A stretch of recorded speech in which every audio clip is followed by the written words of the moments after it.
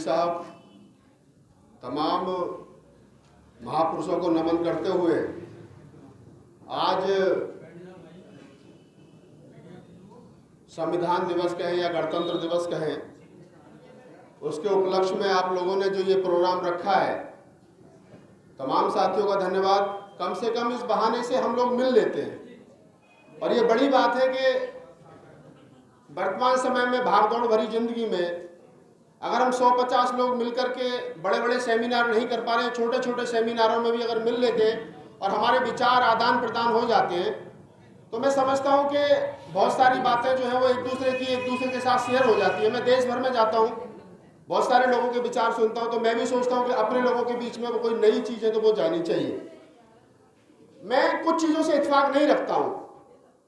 अभी मैं किसी का विरोध भी नहीं कर रहा हूं। पूर्व के वक्ताओं ने कहा कि मेरी बात बुरी लग सकती है, मैं माफ़ी चाहता हूं, लेकिन मैं जब बाबा साहब को पढ़ता हूं, बाबा साहब का साहित्य पढ़ता हूं, तो मुझे लगता है कि बाबा साहब डॉक्टर अम्बेडकर ने कहीं ये बात कही नहीं है कि ब्राह्मण विदेशी है। कहा है कहीं बाबा साहब ने लिखा है? कहीं नहीं लिखा ना। जब बाबा साहब डॉक्टर अम्बेडकर जैसा बुद्धिमान व्यक्ति, जिसको जो हमारे आइडल हैं, जो हमारे आदर्श हैं, जब उन्होंने आज तक ये बात किसी किताब में, किसी ग्रंथ में, किसी मंच पर नहीं कही कि आर्यंस, ये ब्राह्मण जो है ये आर्यंस और ये यूरेशिया से आए या वगैरह वगैरह, उनके बारे में उस संदर्भ में कोई बात नहीं कही। और यहां तक कि बाबा साहब डॉक्टर अम्बेडकर ने तो चौथा वर्ण भी मानने से इनकार कर दिया। तो मुझे लगता है कि अगर हम ये बात करते हैं और ये जो मूल निवासी और ये वगैरह वगैरह जो नए नए नारे दे रखे हैं समाज में, और ये खासतौर से जो वामन मेश्राम का ग्रुप है और जो वाम से पहले लोग हैं, तो उन्होंने कहा है कि ये आर्यंस और मूल निवासी और विदेशियों के बीच की लड़ाई है। तो मेरा बड़ा एक अच्छा सा सवाल है उन लोगों के सामने। मेरी बात बुरी लगती है ज्यादातर वाम से वालों को।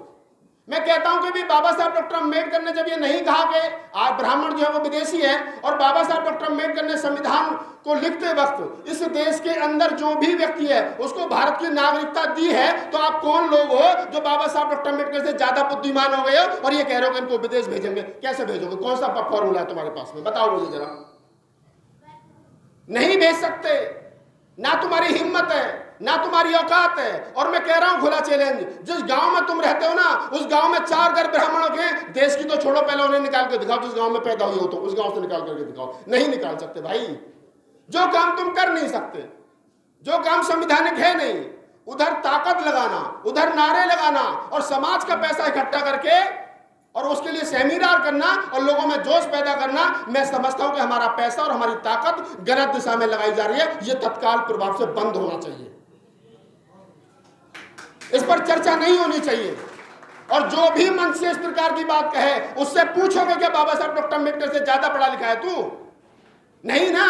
अरे जब बाबा साहब डॉक्टर अम्बेडकर ने इस बात को मानने से इनकार कर दिया और हमारे भारत का संविधान इस देश के अंदर चाहे हिंदू है, मुसलमान है, बौद्ध है, जैन है, नानक पंथी है, कबीर पंथी है, किसी भी पंथ, किसी भी धर्म, किसी भी क्षेत्र, किसी भी भाषा का रहने वाला और बोलने वाला है, उसको उसकी आज़ादी के अनुसार रहने की अनुमति देता है, तो ये गैर संवैधानिक बात करने वाले और अपने आप को अम्बेडकर की औलाद बताने वाले इन नालायकों के गरिमान से पकड़ पूछ करके पूछो कि गैर संवैधानिक बात भारत के अंदर क्यों बोली जा रही है।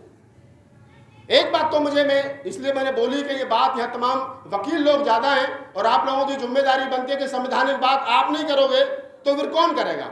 आपकी जिम्मेदारी है। और एक बात मैं यहाँ और कहना चाहता हूँ। अभी हमारे साथी हैं राजेंद्र जी, एडवोकेट हैं और हमारे तो गांव के पास के हैं। उन्होंने दलित शब्द पर आपत्ति व्यक्त की। हो सकता है उनका मानना अलग हो, मेरा मानना अलग हो। संविधान में कहीं दलित शब्द की कोई ऐसी दलित शब्द है ही नहीं और बहुत सारे लोगों ने उसका विरोध भी किया। लेकिन अगर हम लोग यहाँ जितने लोग बैठे हैं, मैं समझता हूँ कि सब लोग इंटेलेक्चुअल हैं, हम भी एक्टिविस्ट हैं, बोलते हैं दिन रात टीवी पर, मीडिया पर बोलते हैं, लिखते हैं, पढ़ते हैं। तो मैं ये कह रहा हूं कि अगर दलित शब्द से आपत्ति क्यों है, एक बार खुले मंच पर इस पर चर्चा कर ली जाए। कुछ लोग कहते हैं कि नहीं दलित शब्द सही है, एज ए साहित्यकार मुझे लगता है सही है, लेकिन अगर कुछ लोग कहते हैं कि संवैधानिक नहीं है, संविधान में SC ST है, OBC है, तो फिर तो बहुत सारे शब्द ऐसे जो हम संविधान में है ही नहीं। हमारे बहुत सारे नेता बोलते हैं हिंदुस्तान शब्द हमारे लिए नहीं है, लेकिन फिर भी बोला जाता है। लेकिन अगर दलित शब्द की मैं बात करूं तो 1818 1819 के आसपास जब चमार शोध पर डिस्कस हुआ था, चमार एक इंग्लिश में किताब है, वो पढ़ना कभी, जब वो लिखी गई द चमार। तो उसके बाद में जब उस पर विश्लेषण किया गया, उस पर चर्चा की गई, तो चमार शब्द पर ज्यादा लोगों को नाराजगी थी। इसलिए एक अंग्रेज ने के लिए कहा कि द लाइट का मतलब होता है जो लोग अंधेरे से रोशनी की तरफ आए, जो लोग अज्ञानता से बुद्धिमानता की तरफ आए, वो द लाइट हुए, उनको दलित कहा गया। ये दलित शब्द किस प्रकार से लोग इसको लेते हैं मुझे नहीं मालूम, लेकिन अगर हम उस प्रकार से उसको सोच लें तो इसमें कोई आपत्ति नहीं है। और मान्यवर साहब काशीराम ने दलित शब्द को उत्तर भारत में स्थापित किया BS4 के माध्यम से। तो जो लोग ये कह रहे हैं कि दलित शब्द में गलती है, हो सकता है वो उनका विचार अलग हो, लेकिन मेरा मानना यह है कि राजनीतिक रूप से उत्तर भारत में नहीं पूरे भारत में मैं मान्यवर साहब काशीराम को राजनीति का साइंटिस्ट मानता हूं। उन्होंने जो राजनीति में प्रयोग किए और जो सफल करके दिखाया और जो सफलता उनको मिली वो बड़ी है। मैं मान्यवर साहब काशीराम से बड़ा राजनीतिक दलित समाज में या SC ST समाज में, बहुजन समाज में किसी को नहीं मानता।